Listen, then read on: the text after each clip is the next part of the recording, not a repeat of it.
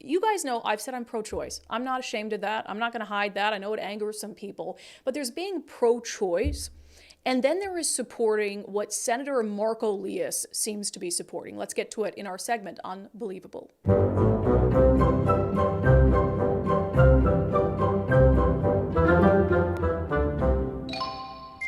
So Senator Mark Liias is a progressive member of the state Senate in Washington. He is the architect of Senate Bill 5599, which is government-sanctioned kidnapping of your kids. And so he's already someone I've been very critical of.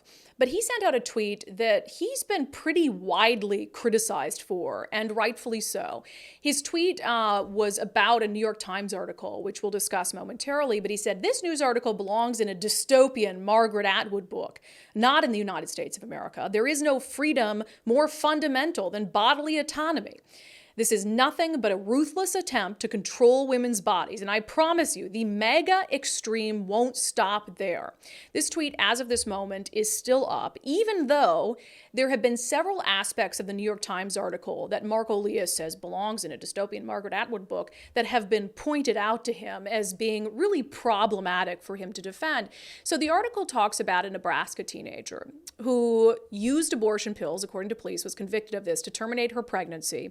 She was sentenced to 90 days in jail. She pled guilty to illegally concealing human remains. And when you really dive into the details of this story, it's pretty gross. It's pretty extreme. And I have to wonder, did Mark Liias even read the story? So this young woman, Celeste Burgess, the pregnancy actually happened when she was 17. And so this has just worked its way through the court system. The New York Times article says that basically these detectives investigating the case learned that her and her mother teamed up to terminate her pregnancy, which was at 23 weeks, via abortion pills. The article reads, "The detective said he later learned that the women had actually buried the remains and then dug them up, drove them north of town, and buried them again. Finally, they moved the remains a third time." Again, we're talking about the remains of the child that she aborted illegally. "At some point, a man who helped them told the police that the women had tried to burn the fetus. The remains were exhumed and showed signs of thermal injuries," the detective wrote. Now again, I'm pro-choice. So if I'm reading, Mark Liias's take on this, if I'm just generally scanning over the headline of this article, I might think, well, wow, this young woman living in a red state had to go to really extreme measures to terminate a pregnancy that she didn't want to have because Nebraska has such strict abortion laws. The problem is that is not in line with the reality of this situation. This woman at 17, so I would say girl at 17, when her and her mother took these steps to terminate the pregnancy, she was at 23 weeks. She might not even have been able to have a legal abortion at that stage in Washington state. In Washington state, you can have an abortion up to the point of fetal viability, which is really up to a doctor, but generally speaking, it's somewhere between 21 weeks and 24 weeks.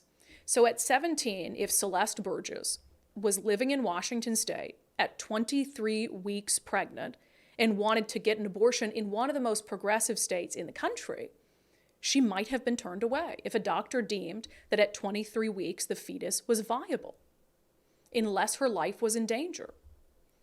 And so to suggest at the time in Nebraska that because of their strict abortion laws, that makes this something out of a Margaret Atwood novel, when that very same young woman might not have been able to have an abortion in Washington state. And then for Mark Liias, by the way, to almost take the side of this young girl who, her and her mother tried to bury this fetus 3 times, tried to burn this fetus, and for him to act as if any of that was justified or the natural result or the natural course of actions because of strict abortion laws is insane. It's unbelievable.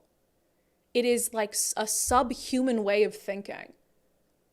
When, again, you're talking about a child that might have been viable outside the fetus, which isn't even allowed in Washington state. And I would also note, Mark Liias and Democrats want to tie this to the extreme abortion restrictions that followed the fall of Roe v. Wade. And again, I'm opposed to many of those. I'm opposed to banning abortion so early that a woman might not even know that she's pregnant yet. But it's worth noting that at the time Celeste Burgess terminated her pregnancy, this was pre the fall of Roe. And in Nebraska at the time, abortion was legal up to 20 weeks, which is not that much different than Washington state. So all of this unfolded in a different state, but in a very similar environment under very similar laws to Washington state. Yet to make some sort of political point, Senator Mark Liias wants to defend a girl and her mom who buried a baby, tried to burn the baby's corpse to conceal it, and then lied about it. That's sick stuff. And that's something that doesn't get talked enough about in the abortion debate.